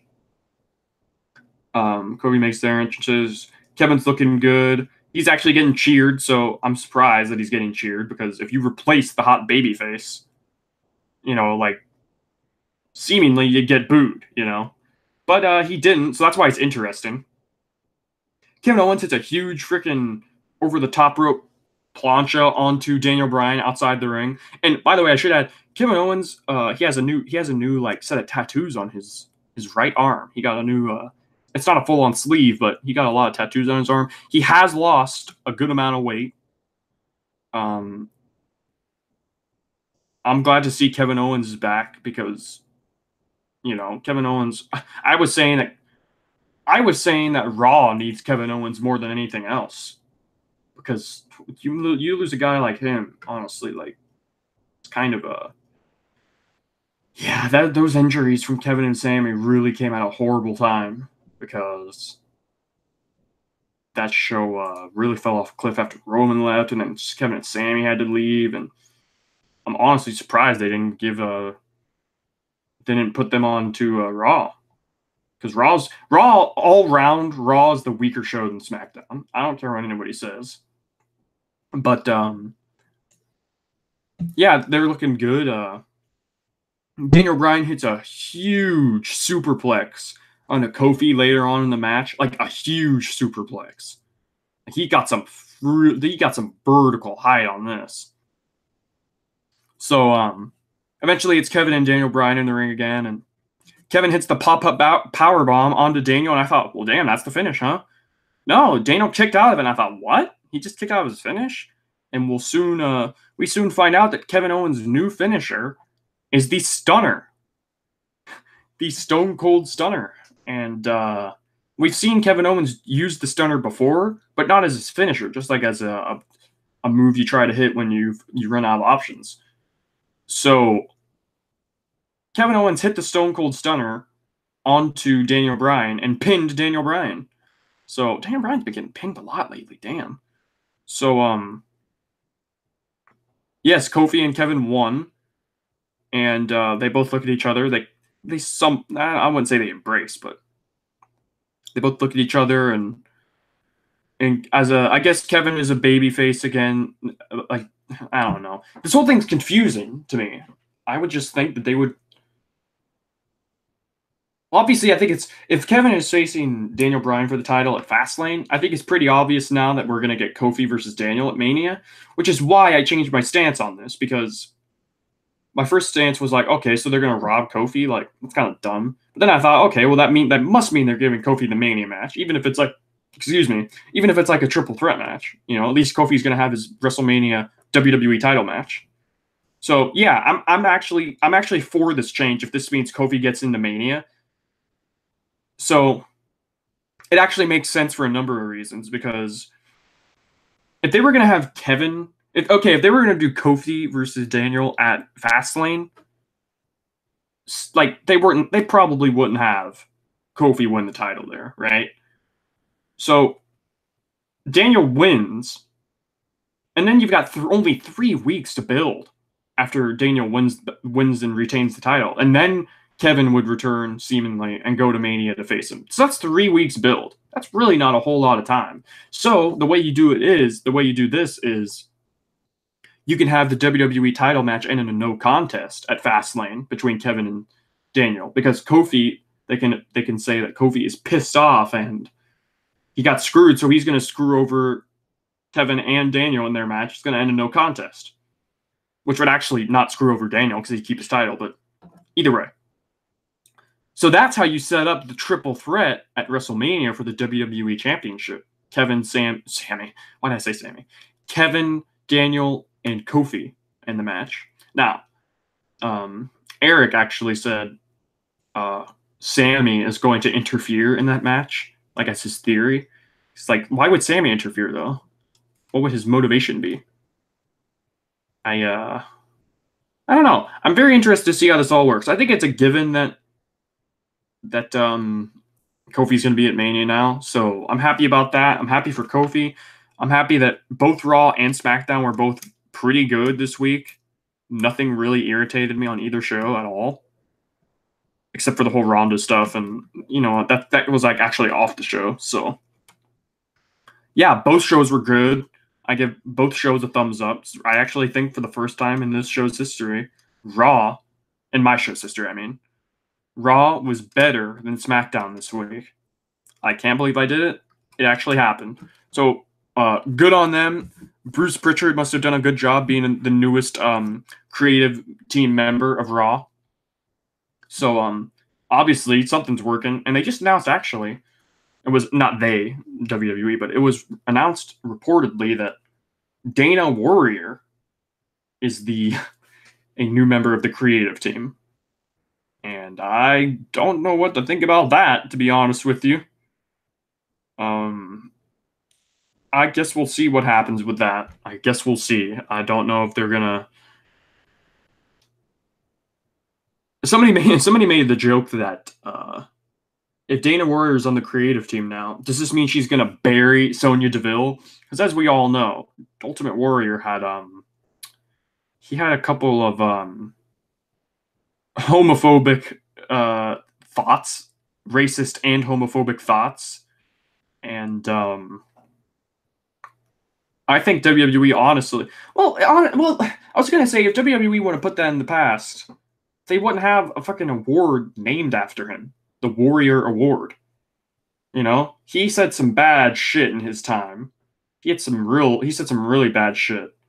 So somebody made the joke that Dana's gonna bury Sonya Deville now because Sonya Deville, as we know, is a lesbian. That was just a dumb joke. I thought it was funny though. So we'll see what happens with Dana Warrior being reportedly. I don't know if it's even confirmed yet, but we'll see what happens with her being on the creative team. I don't know. She doesn't really. I don't know what her background is and that type of thing, but you know, whatever. So yeah, that was my review, and like Eric said, he's probably not gonna make it next week, and it's okay. I've done the show solo before. I guess I'll carry the show again, like I always do. So yeah, I'm sorry, I blanked out because I read a message that Eric sent me a message an hour ago with a picture of an action figure of Nia Jax in stores. Only the box of the action figure is Rich Swann. It's Nia Jax inside of a Rich Swann action figure box. And Eric said, "They're both great at injuring women. That is a good one. That's a zinger." So yeah, what better way to end the show than a diss on two different people for injuring hurting women, right?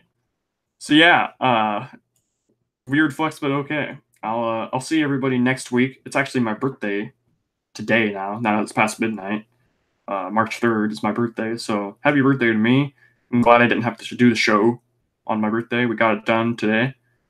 Thank you all for watching. I'll try and carry the show next week again. So goodbye everyone. Thank you.